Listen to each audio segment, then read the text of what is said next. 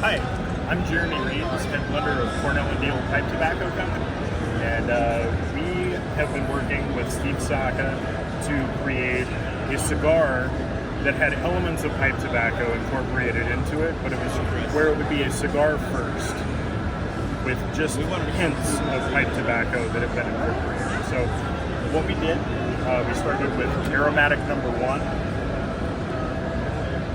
So the pipe blend that is sprinkled into this, along with traditional cigar leaf fillers that were picked specifically for each blend. This particular blend is a blend of flute-cured Virginia type tobacco and burley and black cavendish.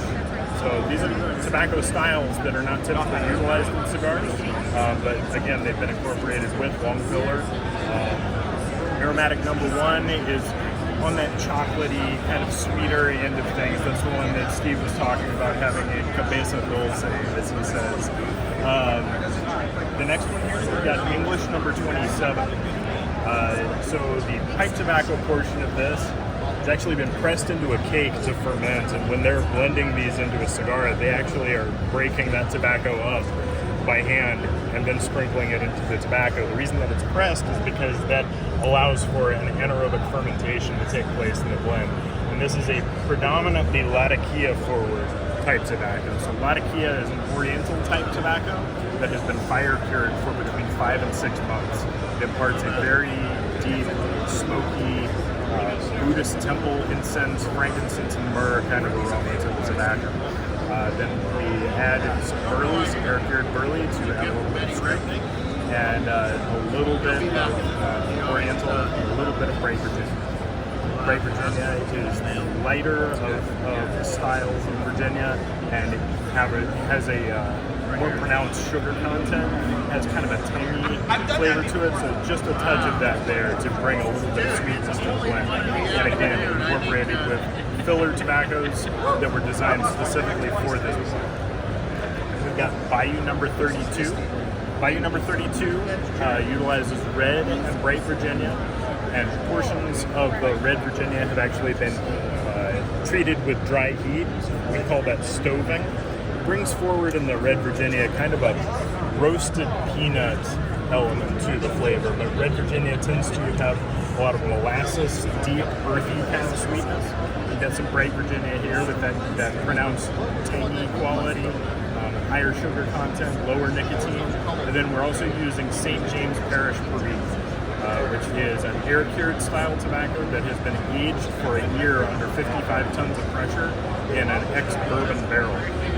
And that utilizes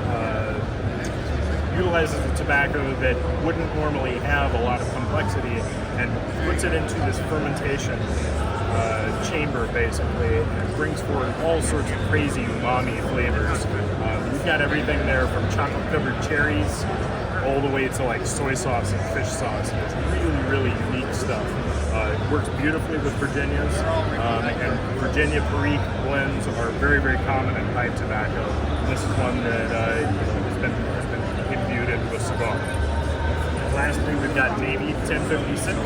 Navy number 1056 is less on the Latakia than the English #27. There's more of a whisper of Latakia there, alongside bright and red Virginia and a little bit of Oriental.